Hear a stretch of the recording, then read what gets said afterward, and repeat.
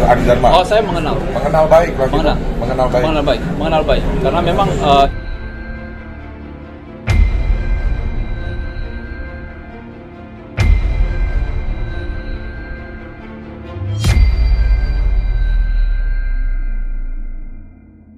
itu adalah klien kami ya. Ada kerjasama di tahun berapa? Di 2022. Akhirnya kenapa sempat ada percecokan mungkin atau ada masalah apa sampai akhirnya? Tidak ada. Sama sekali. Tidak ada. Justru gini, oke, saya jawab ya, mungkin ya. Selamat sore teman-teman semua. Saya John LBF. Jadi saya mau tanggapin perihal Arif Edison ini menyampaikan menerima pembayaran atas pekerjaan hukum yang tidak bisa dilakukannya dengan tanda seru 2 bahwa John LBF dan Sabar Tobi bukanlah lawyer dan advokat, bahkan tidak pernah sekolah hukum. Itu betul. Tidak, kami bukan lawyer, tapi perusahaan kami bergerak di bidang jasa perantara, ya. Namun berani menjual jasa hukum dan menerima pembayaran senilai kurang lebih 800 juta pada Agustus dari PT Adi Dharma Eka Trama yang tertipu oleh nama besar High Five. Oke, saya garis bawahi di sini. Ini teman-teman, jadi ceritanya Direktur Adi Dharma itu karena sebelumnya udah mempercayakan urusan perpajakannya di perusahaan kami. Mohon ke saya menghubungi Bang John, saya dalam masalah besar.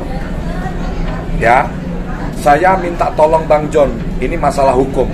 Bang John kan deket sama Bang Sunan. Ya, oke. Ini ada foto-foto pertama kali saya ketemu. Ini di Mulia. Ya, ini saya pertemukan Bang Sunan dengan direktur dan istrinya. Ya, ini foto pertama kali kita ketemu. Itu Sunan siapa? Ini ya, sama kan mirip. Sunan Kalijaga SH. Nah, untuk teman-teman ketahui, perusahaan kami PT Limaska Indonesia punya perjanjian kerjasama dengan Sunan Kalijaga Law Firm.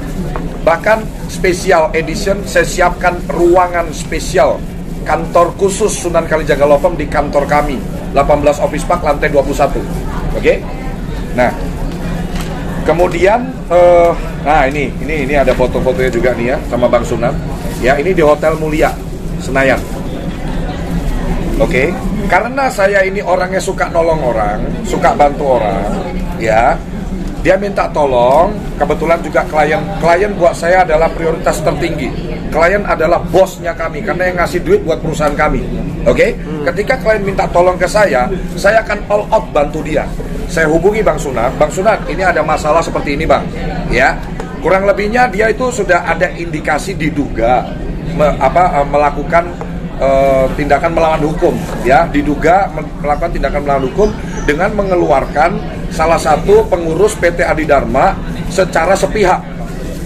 Ya, bahkan foundernya yang notabene orangnya sudah cukup umur, bahkan beliau ini foundernya, dia keluarkan secara sepihak dan menerbitkan indikasinya diduga akta bodong. Oke, mohon ke saya, akhirnya saya pertemukan dengan Pak Sunan. Oke, bahkan ada chatnya, bukti chat ya di sini. Sorry.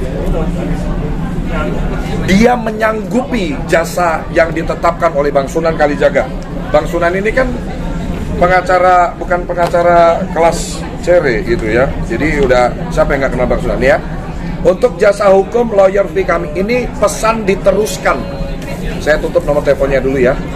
Ini pesan diteruskan, artinya bukan saya yang ngetik. Ya, untuk jasa hukum lawyer fee kami 500 juta. Konsultasi setiap hari di waktu kerja, membuat surat kuasa, membuat somasi, pendampingan di tingkat kepolisian RI, membela kepentingan dan hak hukum di wilayah hukum Indonesia. Terima kasih, Sunan Kalijaga. Oke, net lah ya, dia bilang. Yang bilang net lahir ini siapa? Jelasin. Itu direkturnya ini orang ini. Dia yang bilang net. Ya, direktur PT Adi Dharma, Bapak Ari. Ari Kristianto. Ya. Oke. Setelah dia bilang net, dia jawab di pesan. Oke. Ya, akhirnya dia transfer pembayaran. Ya. Akhirnya dia transfer pembayaran. Kita lengkap semua, alat buktinya lengkap semuanya. Oke. Nah, Kemudian kita ketemu di The Mansion ya Pak, kalau nggak salah ya, di daerah Jakarta Pusat dekat kantor beliau. Kami bekerja keras, ya, Bang Sunan bekerja keras, kita kerja tim. Akhirnya alhamdulillah terjadi kesepakatan damai. Tuntas. Jadi kalau dibilang kita nggak kerja, itu tuduhan yang sangat menyakiti hati saya. Saya tahu banget di awal Anda memohon-mohon sama saya, minta tolong supaya Anda tidak terkena masalah hukum. Kami bekerja sampai malam gitu, ya. Ini tertawa dengan lebar karena puas. Ya, ini Pak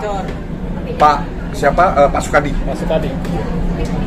Ini foundernya PT Adi Dharma bersama almarhum ayahnya beliau yang dikeluarkan secara sepihak dan kami bantu akhirnya terjadi kesepakatan damai.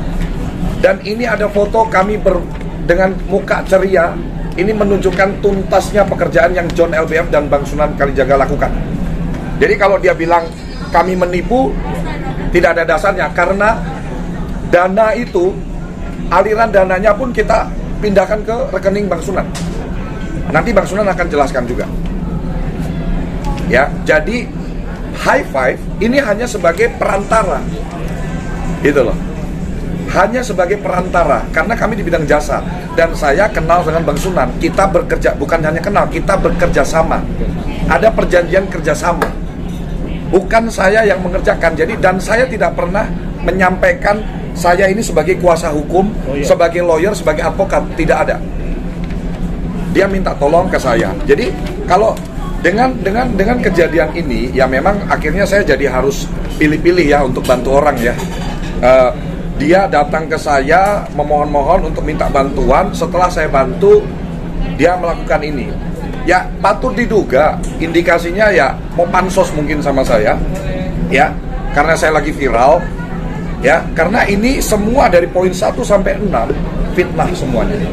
Kami punya datanya semua. Bahkan ada pekerjaan audit dan lain-lain kita sudah tuntas selesaikan semuanya. Bahkan beliau harusnya kena pemeriksaan pajak. Pak Sabar sebagai tax lawyer sudah mengerjakan secara tupoksinya beliau. Sehingga tidak ditingkatkan ke arah pemeriksaan. Banyak banget jasa-jasa high five untuk PT Adi Dharma. So, kalau tadi abang bertanya bagaimana dampaknya, jujur yang pertama secara kerugian pastinya kami mengalami kerugian. Ini masalah nama baik perusahaan yang kami bangun dengan susah payah. Kami sangat menjaga yang namanya goodwill, ya kepercayaan dari pelanggan yang bertransaksi di perusahaan kami. Ini jadi prioritas kami, ya. Tim kami bekerja sangat fast respon. Ya, semua transaksi, semua pekerjaan tuntas kita bereskan. Kan kalau enggak mungkin perusahaan kami sekeren ini, seviral ini. Gitu loh. Klien kita dari Sabang sampai Merauke, dari Aceh sampai Papua, mempercayakan pengurusan legalitasnya. Bahkan nggak cuma klien umum, public figure, ya banyak yang sudah mempercayakan di perusahaan kami. Yang pasti saya selaku komisaris utama PT Lima Sekawan Indonesia sangat keberatan dengan adanya press release yang dilakukan oleh saudara Arif Edison, ya, yang pastinya juga ini kan ya, dan ini sudah disebarkan melalui media elektronik. Untuk itu saya sudah menunjuk kuasa hukum saya pribadi, Pak Sabar maupun PT Lima Sekawan Indonesia ke Pak Maci, ya Pak Maci Ahmad dan Pak Sunan untuk memberesin masalah ini. Gitu Mas. Berarti dengan tuduhan ini kan fitnah dah, udah jelas. Fitnah. Mungkin langsung ke dibawa ini ke kepolisian, ranah hukum atau seperti apa? Atau masih nunggu etikat dari sana ini? Gimana? Bang Sunan. Seperti yang kita jawab, kita akan mencadangkan hak hukum kami sambil kita kaji secara perlahan dan juga kita akan kaji secara mendalam mengenai press release dari saudara Arif Edison ini. Tentunya setelah kita kaji nanti kita akan berkolaborasi sama Bang Sunan juga dan menelaah ke arah nantinya akan kita langkah-langkah hukum. Yang pasti mungkin saya tambahkan hari ini kami mengadakan press release setelah kemarin mereka mengadakan press release untuk kami konfirmasi bahwa apa yang mereka sampaikan itu sangat tidak mendasar dan tidak benar. Saya sangat tersinggung, teman-teman. Kami ini bukan kriminal, tapi dengan press release, dengan background ada tulisan boycott high five, ya, boycott high five, ada foto kami, mata kami ditutup pakai hitam-hitam, seolah-olah kami ini penjahat, seolah-olah kami ini kriminal. Dan ini di sini, poin pertama, melihat begitu banyak kasus hukum yang menghinggapi high five dan pengurusnya baru-baru ini. Ini seorang pengacara, Arif Edison, menyampaikan melihat begitu banyak kasus hukum. Satu pun Henry Kurnia Adi atau John LBF seperti yang kalian kenal di media sosial tidak dalam masalah hukum. Tidak ada satupun saya pernah kena masalah hukum. Oke, maupun Pak Sabar Tobing tidak pernah, Sabar Pardamen Lumban Tobing tidak pernah dan tidak sedang dalam masalah hukum. Yang ketiga, ini ada high five di sini. Ini tuduhan yang siapa yang mendalilkan dia harus membuktikan. Statement dia tegas di sini. Melihat begitu banyaknya kasus hukum, dia bilang banyak loh. Padahal kami konfirmasi dan Anda bisa cek semua. Satu pun Henry Kurniadi tidak ada masalah hukum dan tidak sedang dalam masalah hukum. Pak Sabar pun tidak ada masalah hukum dan tidak sedang dalam masalah hukum. PT 5 Sekawan Indonesia tidak sedang dalam masalah hukum dan tidak ada masalah hukum. Tidak pernah kita ada masalah hukum. Kami sangat komit dengan apa yang kita kerjakan dengan pelanggan-pelanggan. Saya kira ini indikasi fitnah yang sangat keji buat kami, ya. Baiknya gini loh, maksudnya ini kan orang yang lagi maju, harusnya kan kita support. Apalagi bisnis kami ini membantu masyarakat. Dia bilang di sini ada poin merugikan negara. Di mana kerugian negara? Setiap hari negara dapat penghasilan dari aktivitas usaha kami, dari PNBP, dari pajak. Klien-klien yang sedang akan bertransaksi pendirian PT di perusahaan kami, hal yang pertama kami sampaikan adalah edukasi. Hak dan kewajiban ketika Anda punya badan hukum adalah Anda harus menyusun laporan keuangan, laporan perpajakan secara bulanan dan tahunan. Ini edukasi, ya, yang secara inisiatif kami lakukan sebagai bentuk bela negara, ya, bahwa setiap orang yang mau bikin badan usaha kita kasih dulu edukasi hak dan kewajibannya apa sih. Dan saya di media sosial dengan 4,7 juta pengikut di TikTok, 600.000 lebih pengikut saya di Instagram, saya membagikan konten-konten untuk mengedukasi masyarakat Indonesia jadi pengusaha. Kenapa concern saya seperti ini? Karena jumlah pengusaha di Indonesia ini masih di bawah target, di bawah 4% dari total jumlah populasi penduduk 274 juta jiwa. Untuk jadi negara maju minimal kita punya 12%. Saya melakukan hal positif, tapi dengan adanya kejadian ini, dugaan fitnah, ya, fitnah. Ini saya bilang bukan dugaan lagi, ini fitnah. Ini fitnah yang sangat kejam. Di belakang kami ada ratusan anak-anak muda yang sangat bersemangat, berkarir untuk maju menata masa depan, anak-anak muda, 150 lebih karyawan kami. Ya, dengan kejadian ini kami sangat terluka. Karena kalau mungkin bisa diketahui semua, ada data-data semua. Saya menyelamatkan orang ini. Direktur utama PT Adi Dharma ini, saya menyelamatkan. Justru kalau yang diduga melakukan hal yang tidak benar dan melanggar aturan, beliau ini yang diduga. Karena apa? Secara sepihak beliau mengeluarkan pengurusnya ini tanpa persetujuan, tanpa adanya RUPS. Saya dan Bang Sunan bekerja keras membantu beliau. Dan di chat semuanya ada bukti-bukti, kita sudah lengkap. Apa yang kami tawarkan, beliau menyetujui. Pembayaran tidak ada ke rekening pribadi saya. Semua ke rekening PT 5 Sekawan Indonesia. Bukti transfer semuanya terlampir ada, lengkap. Dan setelah kami terima pembayaran dari PT Adi Dharma, kami di hari yang sama kami pindah ke Sunan Kalijaga-Lopok. Karena bukan kami yang mengerjakan, bukan tupoksi kami di situ.